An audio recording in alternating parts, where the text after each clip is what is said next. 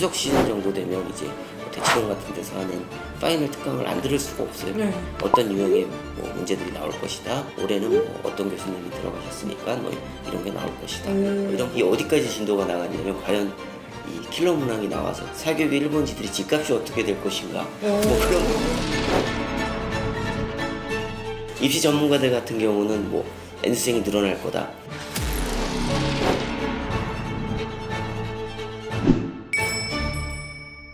킬러 문항을 삭제해라. 이 한마디에서 시작된 이슈. 얼마 남지 않은 수능을 대비하는 많은 학생들과 학부모들을 불안에 떨게 하고 있는데요.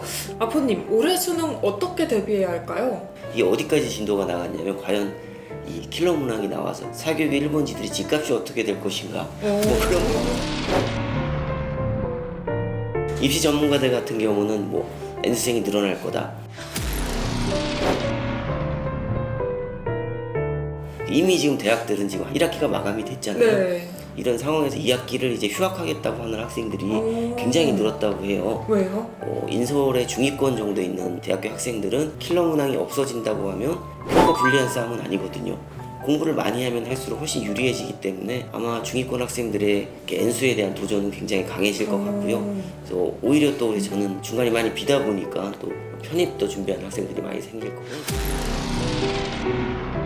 왜냐면 중간이 또 빠져나가면 또 인서울 하기 위한 편입 시장이 굉장히 커지거든요. 그렇게 하다 보면 가뜩이나 죽고 있는 지방대의 존폐 문제는 더 심각한 또 사회 문제가 전체적인 좀 교육하고 다 연계된 사회 문제까지 이렇게 발전을 하는 것 같습니다. 어떤 사람들한테는 굉장히 새로운 기회가 될 수 있겠네요. 그렇게 될 것 같아요. 이 킬러 문항 자체가 왜 지금 이렇게 의견이 반반 나뉠 정도로 문과생들 같은 경우는 국어 지문에 수학이 나오면 굉장히 혼란스럽거든요. 그쵸. 특히 과학이나 이런 부분 나오면 평소에 접할 수 없었던 거기 때문에 이번에 교육부가 발표한 킬러 문항이라고 대표적인 제가 눈길이 가는 국어 문제 클라이버의 기초대사량에 대한 질문이었는데요. 뭔지 감도 안 잡히는데. 네네. 그러니까 체중하고 기초대사량인데 되게 복잡해요. 문과생들이 이해하기는 힘든데 네. 이과생들 중에 클라이버를 아는 학생들은 사실 본문을 읽지도 않고 지문만 봐도 그쵸. 틀린 거를 고를 이미 수 알고 있는 있으니까. 그런 문제였기 때문에 그때 상당히 좀 문제가 됐었던 거고요. 그래서 그때부터 해서 킬러 문항에 대한 이견들은 계속 있어 왔고요. 이게 이제 문이과 통합 과정이 되다 보니까 이 킬러 문항에 대한 부담이 더 커졌고 추석 시즌 정도 되면 이제 대치동 같은 데서 하는 파이널 특강을 안 들을 수가 없어요. 네. 어떤 유형의 문제들이 나올 것이다.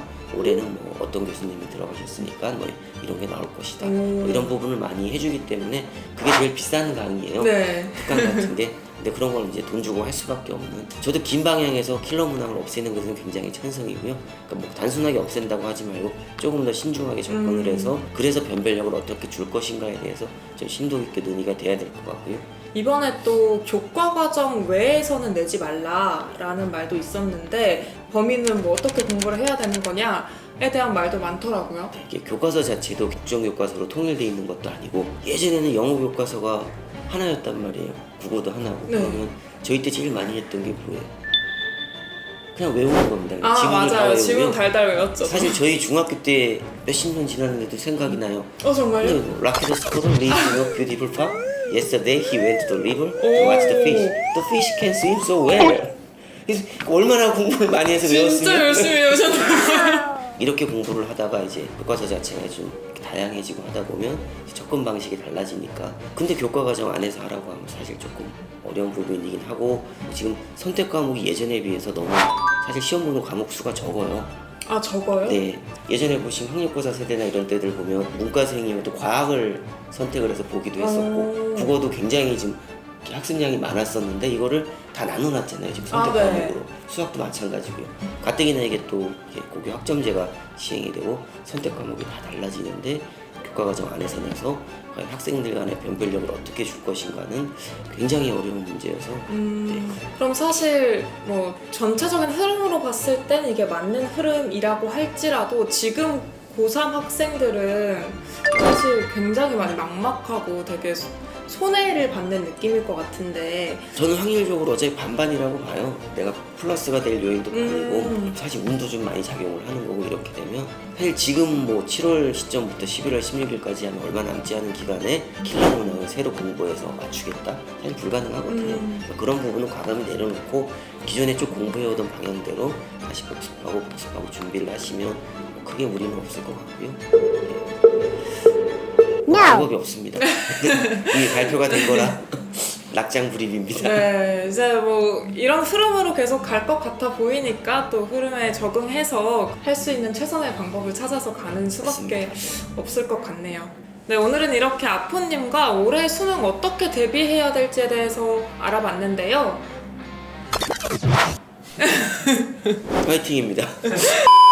모든 수험생 여러분들 너무 혼란스러워 하시지 마시고 하던 대로 쭉 열심히 해서 좋은 결과 가지셨으면 좋겠습니다. 모든 수험생 여러분들 화이팅입니다. 오늘도 시청해주셔서 감사합니다.